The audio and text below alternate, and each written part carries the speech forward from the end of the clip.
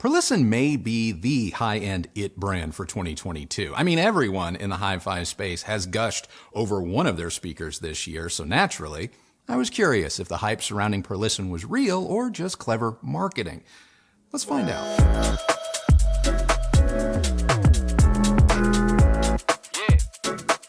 According to Perlisten, the S4B is an overperforming little guy.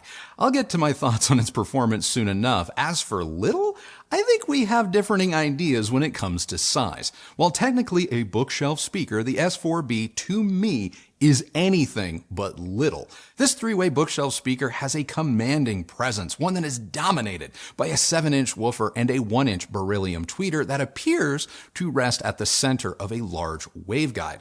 But look closer and you will notice perforations above and below the tweeter. Behind them are two 1-inch carbon mid-range drivers, hence the S4B's three-way designation. These four drivers, along with the speaker's sealed design and inert cabinet, combine for a reported frequency response of 36 Hz to 37 kHz with a sensitivity of 85.4 dB with a nominal impedance of 4 ohms, though the speaker will dip to 3.2. This means that a quality amplifier, one that is comfortable with lower impedance loads, is required to get the most out of this speaker. Now, another unique specification, it is THX Dominus certified. Dominus certification is THX's most demanding level of certification aimed specifically at large personal cinemas and professional screening rooms where high output, low distortion sound is often required. The Perlisten is a solidly built loudspeaker, definitely among the more well-built and inert speakers I've ever encountered. It comes in two standard finishes, piano black and white.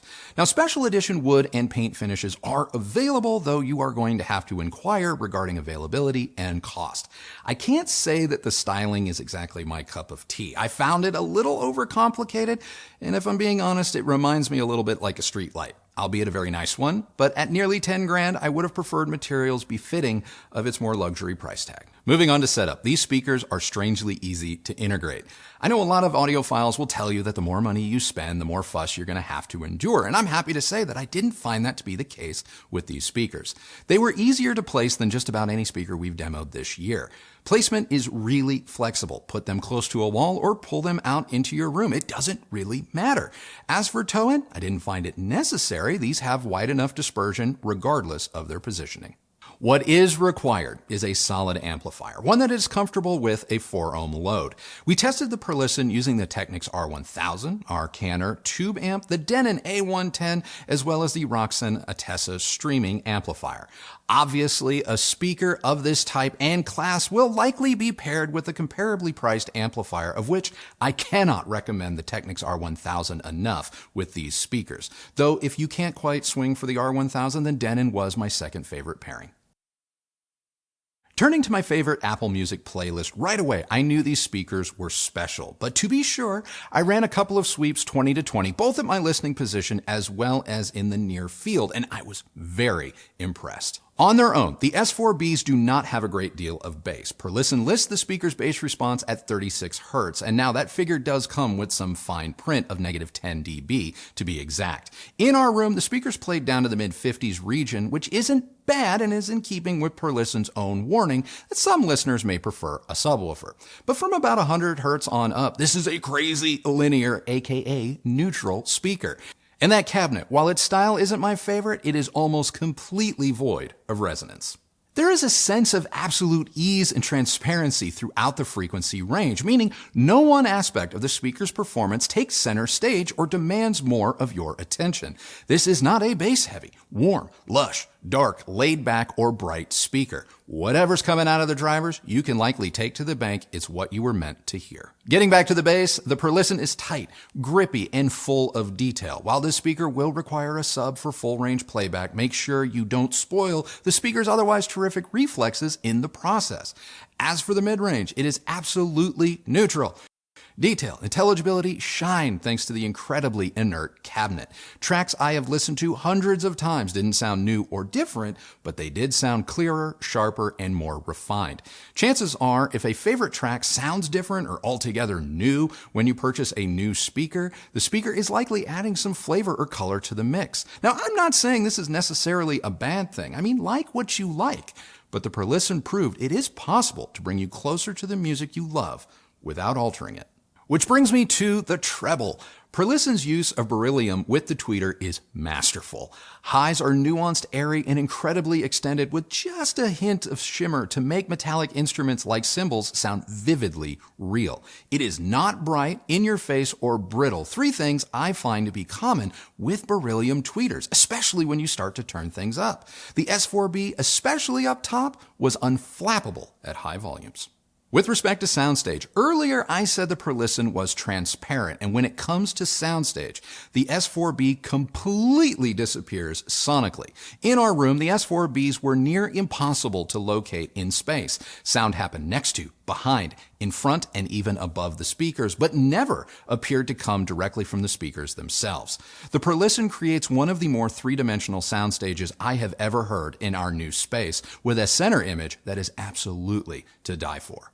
Now, dynamically, these speakers are at their best when you turn things up. I found the B&W 805s more articulate and captivating when listening at more background levels, though when going for broke, the S4Bs were unrivaled.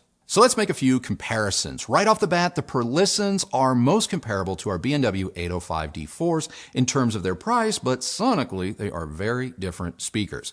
While the B&Ws are the most neutral of the brand's lineup, they definitely have a sonic character, something you can easily hear when A-Bing them against the Perlisten. I love the 805s, but I'm not going to bullshit you and say that they are as neutral or accurate to the source as the S4Bs because they're not. The B&Ws put a bit of a spin on music with an added sense of bass and treble energy similar to engaging the loudness control on an older amp, which makes the 805s more sonically interesting at lower volumes.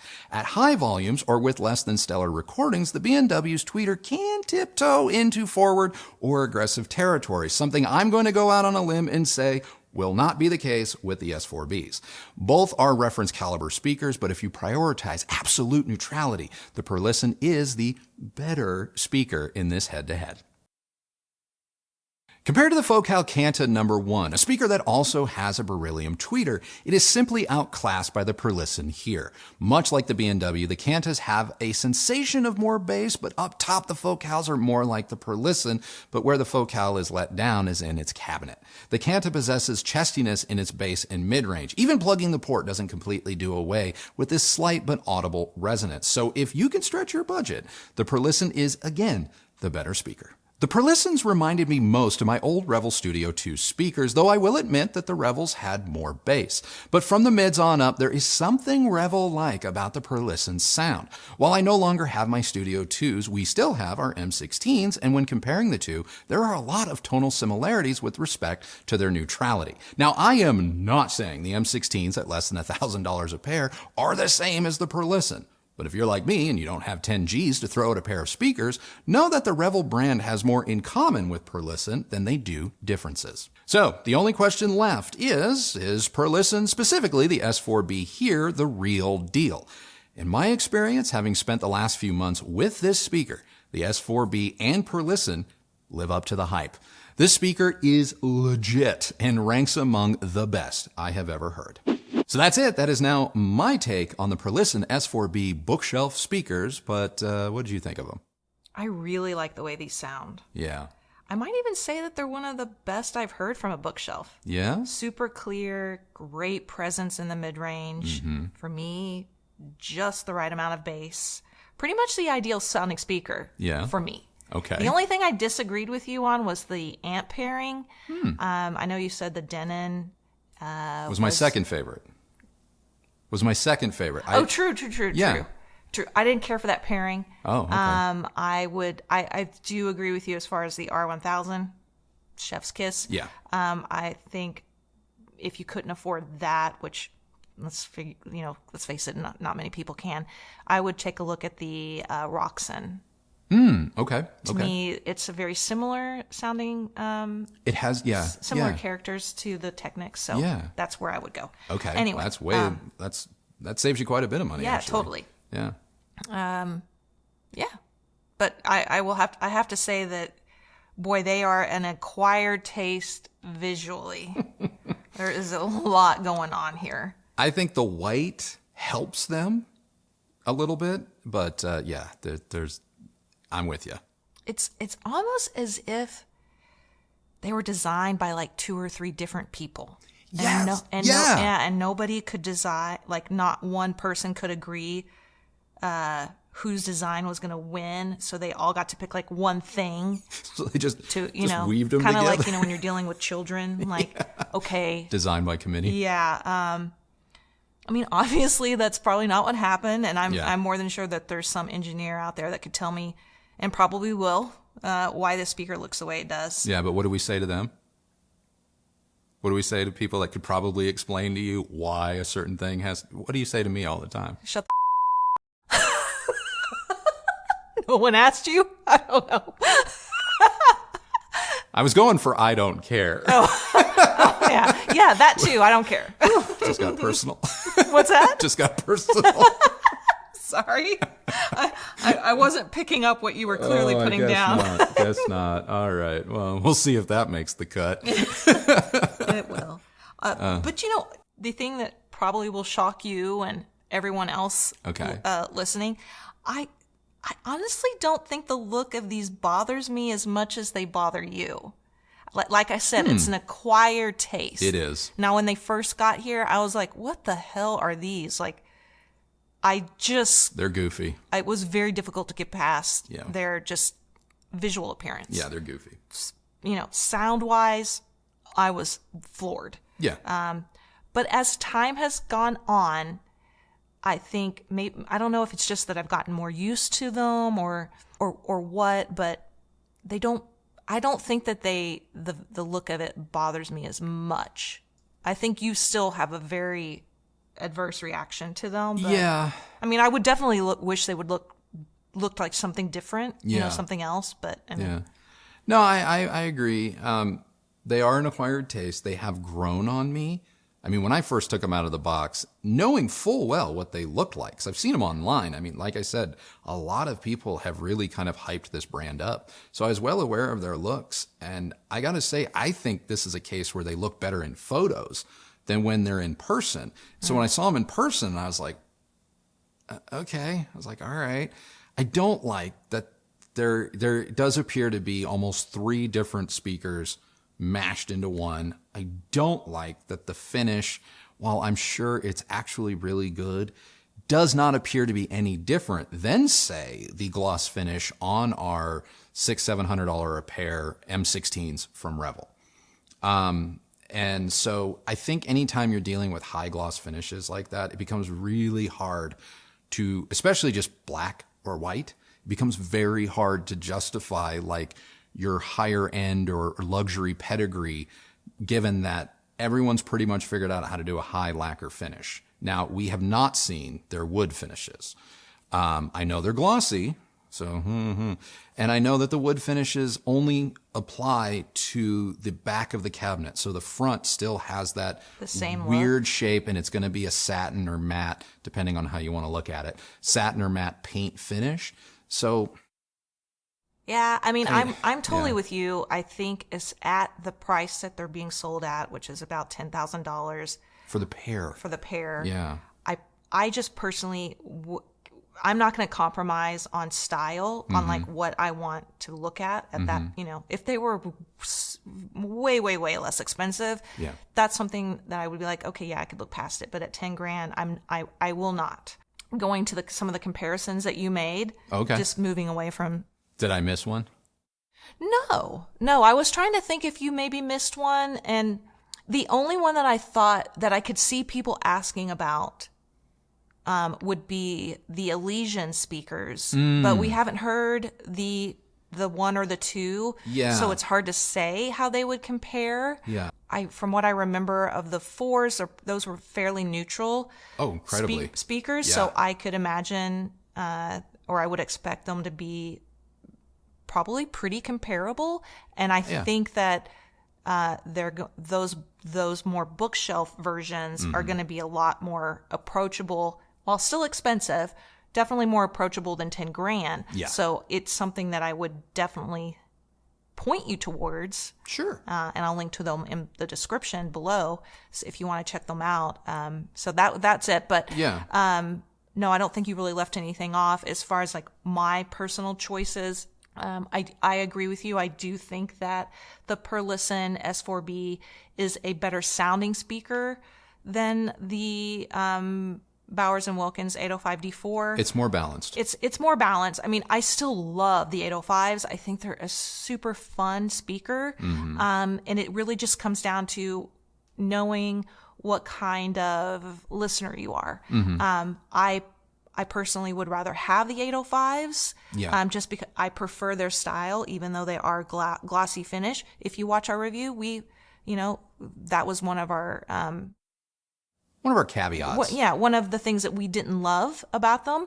Then you brought up the focals. I definitely think the Perlisten, both the Perlisten and the Bowers and Wilkins are a more, to me, enjoyable speaker than the Canta number ones. Yeah. I did not really love my time with that speaker. I did not, for me, again, this is just my opinion.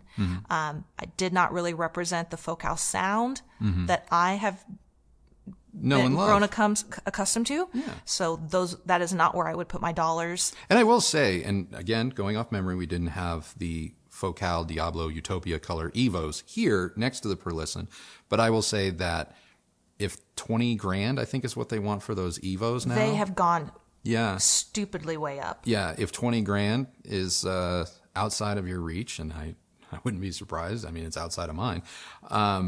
The Perlistens are a great alternative. They are bigger than the Evos. I don't think they're as cool looking. I don't think they're as stylish as the Evos. I think the Evos really have a resting design on lock. But if you are looking for the more neutral, slightly less bright speaker, the Perlisten S4B. Yeah. I mean, I personally would choose the Focal Utopias over the Perlisten. I would too. But that's just that is solely based on sound preferences. Yeah. But like Andrew said, they were really expensive when we reviewed them, and they are even more expensive now. Today. Yeah. So you're talking about spending double. Yeah. I don't see a lot of people cross shopping the two, but if you are considering both, I would encourage you to go watch that Evo review to get a better feel for what that speaker's like. But all in all, I think that Perlisten is very likely here to stay, and I'm sure we'll be in the conversation for next year's award show. Yeah, I was wondering if you're going to bring that up, because there's going to be at least a half a dozen of you that didn't make it this far in the video and be like, did they purposely cut this off so that they could? No, there's always one or two voices shouting a conspiracy, and there no just conspiracy. Isn't one. I mean, there's just time ran out, and things arrive when they arrive. So calm down. Things arrive when they arrive, but this will definitely be in the running for probably high-end speaker of the year for next year, for sure. Although we're not going to say, because we haven't even really got into 2023 yet. No, we're not like some of these publications where they're like, stamp it. It's January, best of. We should, as a joke, do that. As a joke, yeah. Anyway, that's it. That's it? That's it. So that's it. That is now our review of the fabulous Perlisten S4B loudspeakers. Now it's time for you to tell us what you thought of them. And my question of the day is pretty simple. What do you think of Perlisten? Where do they fall on your must-have list? Have you been wondering if the hype was real? Could they really be that good? I'm curious. What are your thoughts? So I want to know what they think of the price. Oh, you can let us know what you think of the price. Let us know what you think of the style. Let's just talk about Perlisten. That's the question of the day. Let's talk about Perlisten. Anyway, if you like this video, please do give it a thumbs up, like, and subscribe. Go ahead and ring that bell so that you're notified when new videos come out. If you use any of the links that Kristi left for you down below, know that that is a great way that you have continued to show your support for this channel and the work that we do here. And both of us, thank you very much for doing that. Follow me on Instagram at Recovering Audiophile. That's it. That's it for me today. So remember, the only person who has to like the sound of your system is you. So happy listening, everybody. Thank you so much for watching. We will see you on the next one. Bye.